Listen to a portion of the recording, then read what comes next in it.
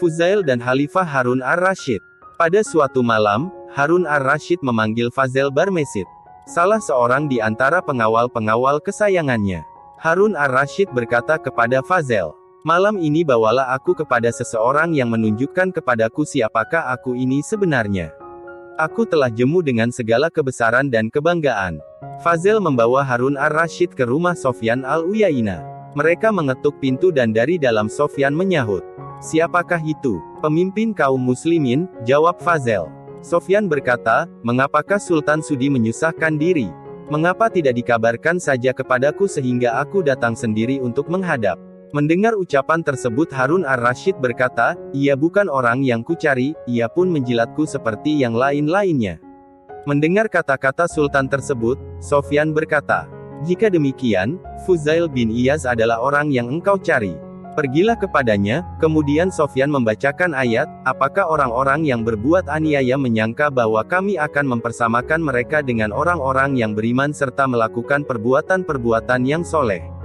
Harun ar-Rasyid menimpali, "Seandainya aku menginginkan nasihat-nasihat yang baik niscaya ayat itu telah mencukupi." Kemudian mereka mengetuk pintu rumah Fuzail. Dari dalam Fuzail bertanya, "Siapakah itu?" "Pemimpin kaum muslimin," jawab Fazail. "Apakah urusannya dengan aku dan apakah urusanku dengan dia?" tanya Fuzail. "Bukankah suatu kewajiban untuk mematuhi para pemegang kekuasaan?" sela Fazail. "Janganlah kalian menggangguku," seru Fuzail. "Perlukah aku mendobrak pintu dengan kekuasaanku sendiri atau dengan perintah Sultan?" tanya Fazail. "Tidak ada sesuatu hal yang disebut kekuasaan," jawab Fuzail. "Jika engkau secara paksa mendobrak masuk, engkau tahu apa yang engkau lakukan." Harun ar-Rasyid melangkah masuk. Begitu Harun menghampirinya, Fuzail meniup lampu sehingga padam agar ia tidak dapat melihat wajah Sultan. Harun ar-Rasyid mengulurkan tangannya dan disambut oleh tangan Fuzail yang kemudian berkata, "Betapa lembut dan halus tangan ini. Semoga tangan ini terhindar dari api neraka." Setelah berkata demikian Fuzail berdiri dan berdoa. Harun ar-Rasyid sangat tergugah hatinya dan tak dapat menahan tangisnya. "Katakanlah sesuatu kepadaku," Harun bermohon kepada Fuzail.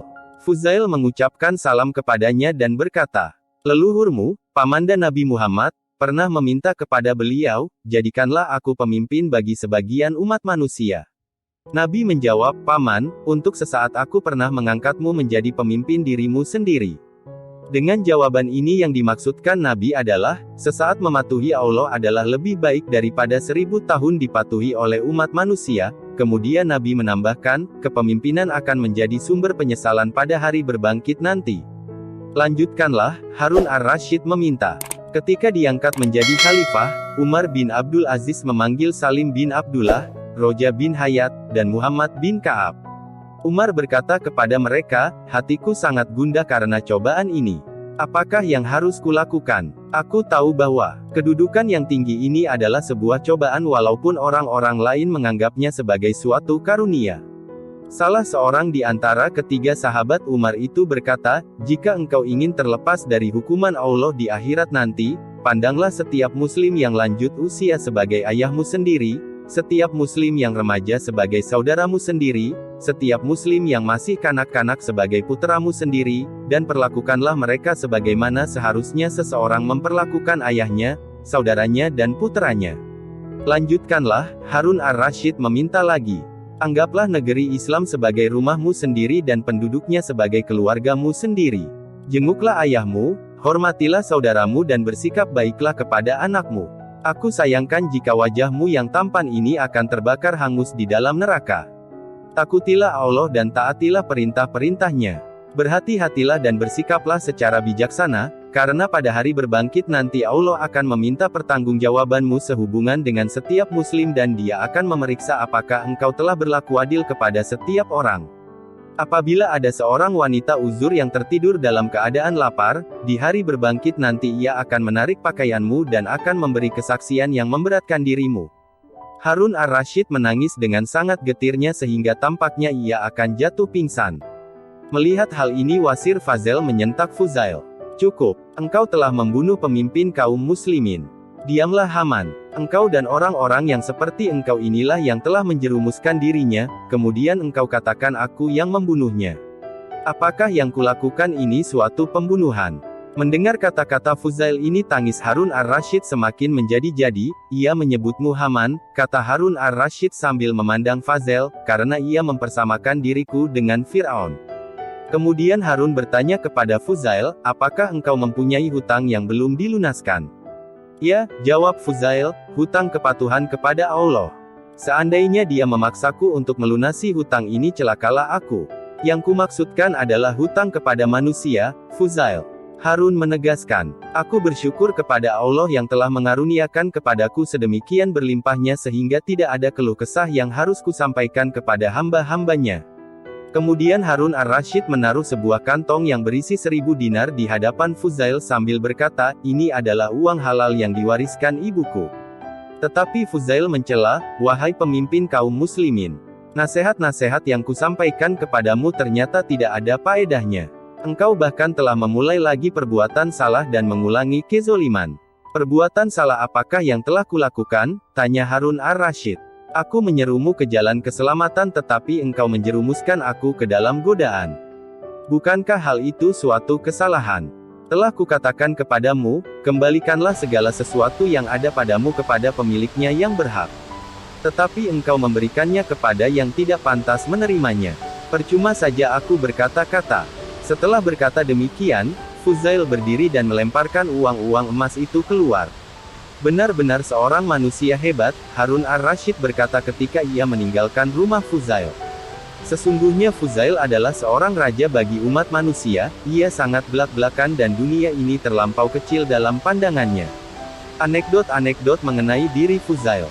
Suatu hari Fuzail memangku anak yang berumur 4 tahun.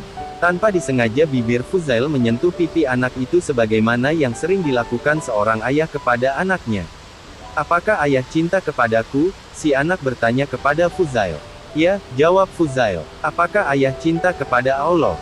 Ya, berapa banyakkah hati yang ayah miliki? 1, jawab Fuzail. Dapatkah ayah mencintai 2 hal dengan 1 hati? Si anak meneruskan pertanyaannya. Fuzail segera sadar bahwa yang berkata-kata itu bukanlah anaknya sendiri. Sesungguhnya kata-kata itu adalah sebuah petunjuk ilahi. Karena takut dimurkai Allah, Fuzail memukul-mukulkan kepalanya sendiri dan memohon ampun kepadanya, ia renggut kasih sayangnya kepada si anak kemudian dicurahkannya kepada Allah semata-mata. Anekdot mengenai Fuzail selanjutnya. Pada suatu hari Fuzail sedang berada di Padang Arafah.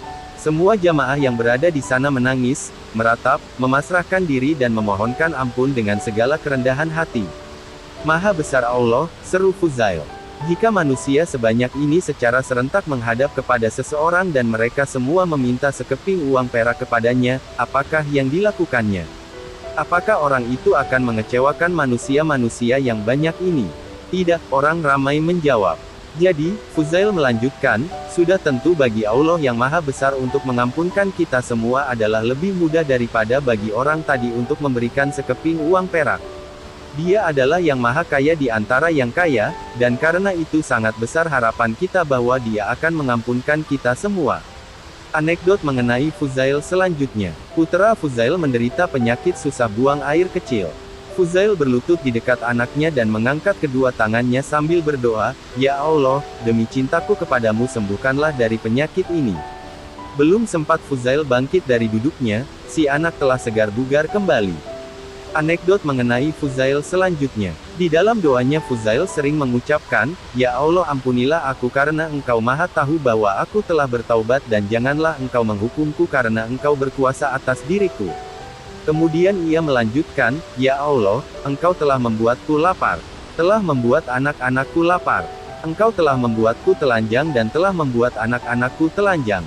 Dan engkau tidak memberikan pelita kepadaku apabila hari telah gelap. Semua itu telah engkau lakukan terhadap sahabat-sahabatmu. Karena keluhuran spiritual, apakah Fuzail telah menerima kehormatanmu ini? Anekdot mengenai Fuzail selanjutnya. Selama 30 tahun tidak seorang pun pernah melihat Fuzail tersenyum kecuali ketika puteranya meninggal dunia. Pada waktu itulah orang-orang melihat Fuzail tersenyum. Seseorang menegurnya, Guru, mengapakah engkau justru tersenyum di saat-saat yang seperti ini?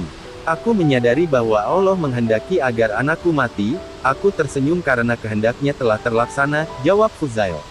Anekdot mengenai Fuzail selanjutnya. Fuzail mempunyai 2 orang anak perempuan.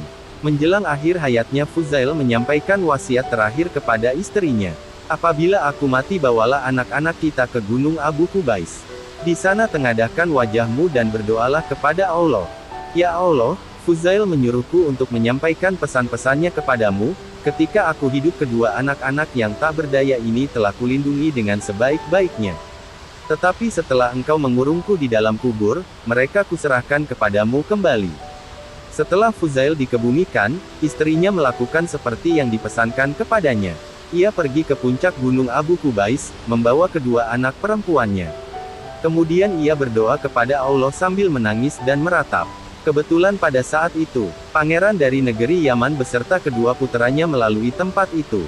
Menyaksikan mereka yang menangis dan meratap itu, sang pangeran bertanya, "Apakah kemalangan yang telah menimpa diri kalian?" Istri Fuzail menerangkan keadaan mereka. Kemudian si pangeran berkata, "Jika kedua puterimu kuambil untuk kedua puteraku ini dan untuk masing-masing di antara mereka kuberikan 10.000 dinar sebagai mas kawinnya, apakah engkau merasa cukup puas?" "Ya," jawab si ibu. Segeralah sang pangeran mempersiapkan tandu-tandu, permadani-permadani dan brokat-brokat kemudian membawa si ibu beserta kedua puterinya ke negeri Yaman. Kisah ini dikutip dari kitab Tazkiratul Aulia, disusun oleh Syekh Fariduddin Al-Attar. Gimana tanggapan Anda tentang kisah ini? Oh ya, jangan lupa subscribe dan ketuk loncengnya, agar bisa mengikuti kisah-kisah update terbaru. Mudah-mudahan bisa menghidupkan hati yang mati dan menumbuh suburkan semangat untuk ibadah. Amin ya Allah.